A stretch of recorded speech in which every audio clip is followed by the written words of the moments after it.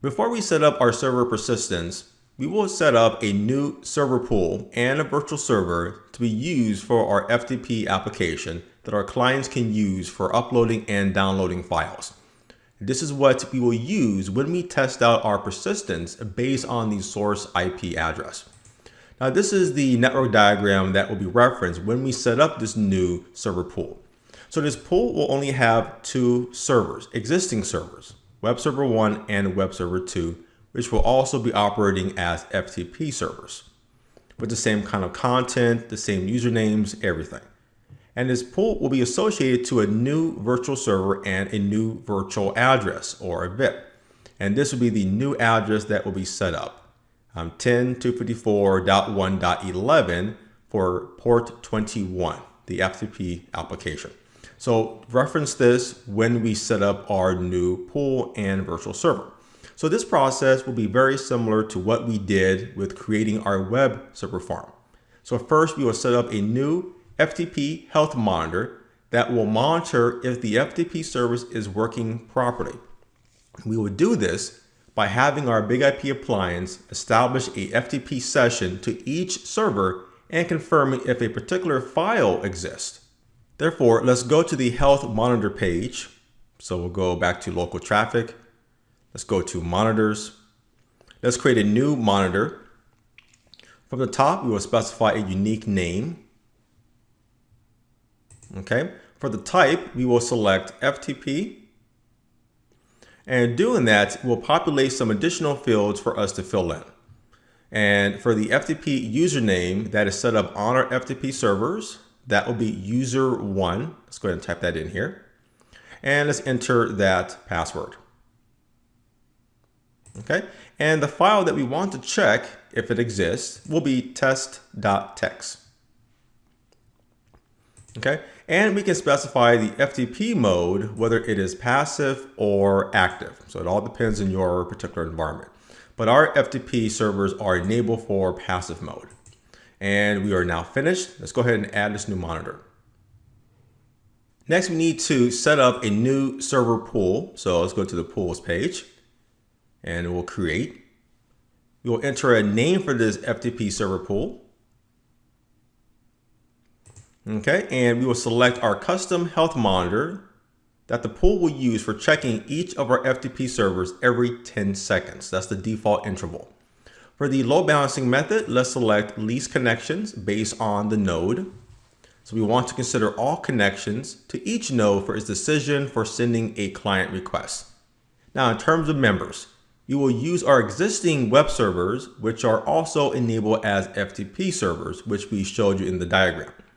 So we will only be using, again, Web Server 1 and Web Server 2 in this pool. Now, we can't add the same server into this list, but we can select it from the previous node list. And we do that by first selecting node list. So we'll go right here. Okay, and Web Server 1 is selected. And let's specify the FTP application for the service port. And let's say add. And let's repeat that process for the other web server. So we'll say Web Server 2. That will use the FTP application. Let's say add. And now we are done. So let's go ahead and complete this new pool. So now on the pool list page that we see here, we have two pools. One for our web servers and the other for our FTP servers. Now, right now the status reflects unknown, which is the little blue square, until the health monitor completes its health checks. Lastly, we will create a new virtual server for this FTP pool. So let's go to our virtual servers. We'll create a new virtual server. From the top, let's enter a name. Okay, and we will enter the virtual address that we're going to use under the destination field, which is the .11 address.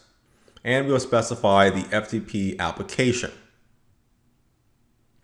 Under configuration, let's scroll down here. We will apply the default FTP profile that should be used. Under resource, we will select our FTP pool, which is right here for the default pool. All right, and that is it. Let's go ahead and say finish. And now that virtual server is added and it is available, ready to be used by our clients. Let's go to the network map section, also under local traffic. And there we see a summary of our 2 virtual servers and our pools. We see our FTP virtual server and the pool, plus its members all showing available. Now we can't test this out yet because there's another configuration aspect that is needed. We need to set up persistence or set up a persistence profile based on the source IP of the client. And that's what we're going to do next. In this video, we will configure another type of persistence on our appliance, but based on the source IP of the client. Now, the first thing that we need to set up is a new persistence profile unique with any requirements that we may use or could change in the future.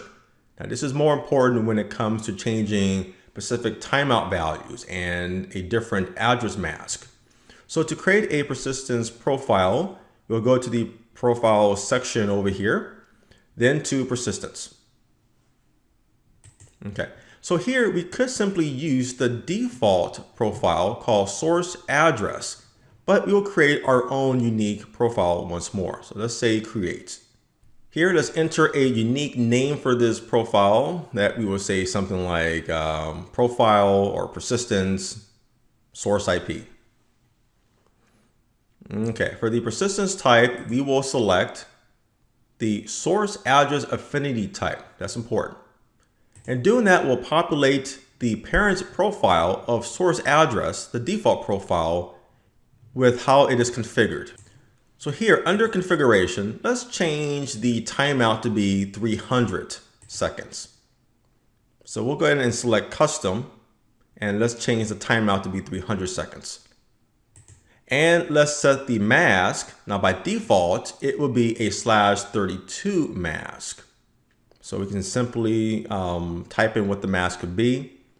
And again, this is the default, but we're going to change that. We will use a class C mask for the source address that comes in. Okay, and that's all we're going to change, our timeout and our mask. So let's go ahead and finish our changes. Now that is saved and we see it listed here at the top. Now we need to associate this persistence profile to our FTP virtual server. So let's go back to our virtual servers. Let's go to our FTP virtual server. Let's go to the resource tab.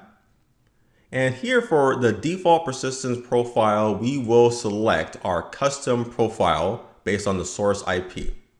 And that's it. Let's go ahead and save our changes. With that completed, let's confirm if this works. And here's what we're expecting to do. So from a computer, our computer right now, we're going to FTP to the virtual server address, the VIP, to this address right here. And the big IP is going to select the best server in the pool based on the least number of connections. And it's going to create a source address persistence record based on the first 3 octets of our IP address. Well, the IP address of our computer is this. It is 10.67.78.133. Therefore, a persistence record will be created for the 10.67.78.0 network. So that information will help the big IP appliance to maintain the connection between the client and one of the servers in the pool. Okay, so we will first bring up our FTP client program on our computer. Let's go ahead and bring that up. All right, here we are. Up here for host, we're going to put in the FTP virtual server address, which is .11. The username on our FTP server will be user1. Let's put in the password. And the port will be 21. And let's say connect. Okay, let's see if this works. Great, so we are now connected to that FTP server. We're connected to one of them and a persistence record was created behind the scenes. So let's confirm if we can transfer a file to the FTP server. Great, and that works without any issues. So let's minimize our program and let's refresh our pool stats. Great, and there you see that all of the FTP connections right here has been established to only one of our FTP servers and not load balance to both of them. It was established to only web server 1. Let's confirm if that file was uploaded to web server 1. So let's go virtually to that server that we're connected to. Let's go to the root folder, the FTP root folder. Okay, and there we do see that the file that we uploaded is present on the FTP server. So that works. To view all of the active persistence records that are created before they expire, we can select persistence records up here under statistics type. There it is.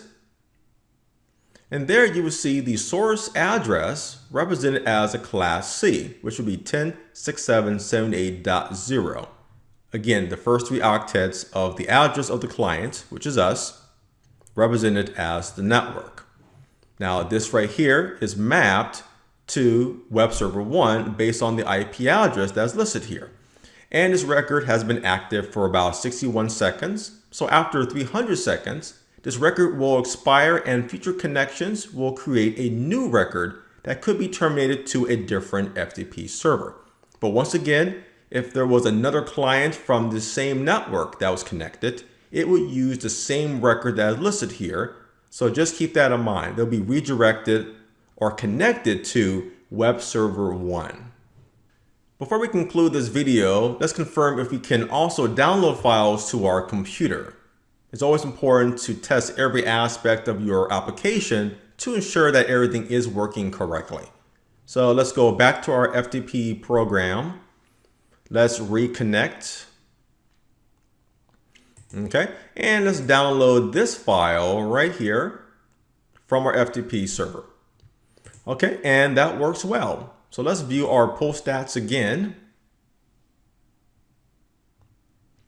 Okay, and this time it has maintained a persistence FTP session with web server 2. So again, it picked one and it will stay there for 300 seconds until that entry, that persistence record expires. And that will conclude this video for learning how to set up and monitor server persistence based on the source IP address.